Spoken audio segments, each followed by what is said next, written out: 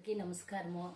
ఇప్పుడు నా కొడుకు నా కోడలు డ్యూటీకి పోయి వస్తా ద్రాక్ష పెరుక్కొచ్చిండారు. ఏం చేయాలా, ఇది పొచ్చిది తినేక అయ్యేలే అనుకుంటాండాము.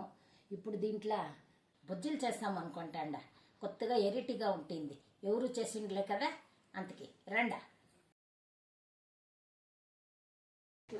మసాలా అంతా పోయి ఉప్పు కారం పొట్టేకి కొంచెము ఓపెన్ చేసి డాకులు పెట్టాలి. వేయాలని పిండికి అంత చెప్తాను, మీరు రెడీ చేసుకోండి. ఒక కప్పు శనగపిండి, తగినంత ఉప్పు, కారం పొడి, సోడా, వామ తగిన. ఇప్పుడు ఎంత కావాలంత గట్టిగా కలుపుకొని కలర్ షీట్ వచ్చేంత వరకు గట్టిగా వేసుకునేంత మనం అన్నీ మిక్స్ చేసుకొని నీళ్ళు వేసుకొని చిన్న చిన్నగా కలుపుకోనాల.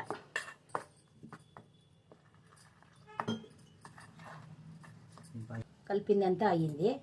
ఇప్పుడు ద్రాక్ష దీంట్లోకి వేసి స్టవ్ అంటించి బాండ్లీ పెట్టి వేసేసాము. ఎంత కావాలో అంత నూనె వేసుకోండి. ఇప్పుడు పిండిలో అద్దె ద్రాక్షలో ఒకటొకటే వేస్తాము. ఇలా వేసాం. బాగా బ్రౌన్ కలర్ వచ్చినాక కలర్ అయింది. ఇప్పుడు అంతా తీసేస్తాం. ఒక ప్లేట్లోకి తీసుకున్నాను. బజ్జీలు రెడీగా ఉంది. ఇప్పుడు వేసుకొచ్చినాను. సాసు రెడీగా ఉంది. సాసులో వేసుకొని తినండి, సూపర్గా ఉంటుంది. మీరు ఎప్పుడు బొండాలు బజ్జీలు ఎప్పుడు అదే తినే బదులు ఇది ఒకసారి ట్రై చేయండి. సూపర్గా ఉంటుంది, సూపర్గా ఉంది.